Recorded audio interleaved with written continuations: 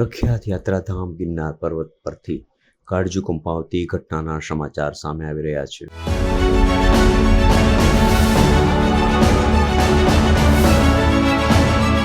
વહેલી સવારે ગિરનારની સીડીઓ પર વનરાજે એક માસૂમ બાળક પર જીવલેણ હુમલો કરીના સમાચાર આવ્યા છે. છેલ્લા 25 દિવસમાં સિંહ દ્વારા મનુષ્ય હુમલાની આ છઠ્ઠી ઘટના બનતા સમગ્ર પંથકમાં ભારે ફફડાટ અને રોષનો માહોલ છે. મળતી માહિતી મુજબ ખેડા જિલ્લાથી એક પરિવાર ગિરનારની રાતે આવ્યો હતો. વહેલી સવારે જ્યારે પરિવાર પર્વતના પગથિયા ચડી રહ્યો હતો ત્યારે મુખ્ય ગેટની આશરે 50 પગથિયા ઉપર પહોંચતા જ અંધારામાંથી જ અચાનક એક સિંહ પરિવારે પાછળથી 12 વર્ષના મયુરસિંહ પર તરાપ મારી હતી.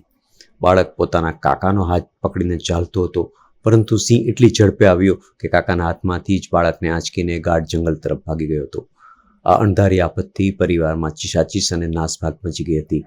બાદમાં સ્થાનિકો અને વન વિભાગે શોધખોળ હાથ ધરતા જંગલમાંથી બાળકના બૂટ, કપડાં અને શરીરના કેટલાક હૃદયદ્રાવક અવશેષો જ મળી આવ્યા હતા.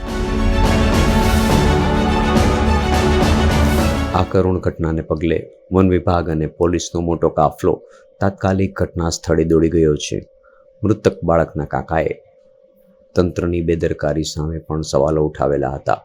હાલમાં તો અત્યારે આ ગિરનારની પગથિયાની સીડીનો બંધ કરી દેવામાં આવ્યો છે.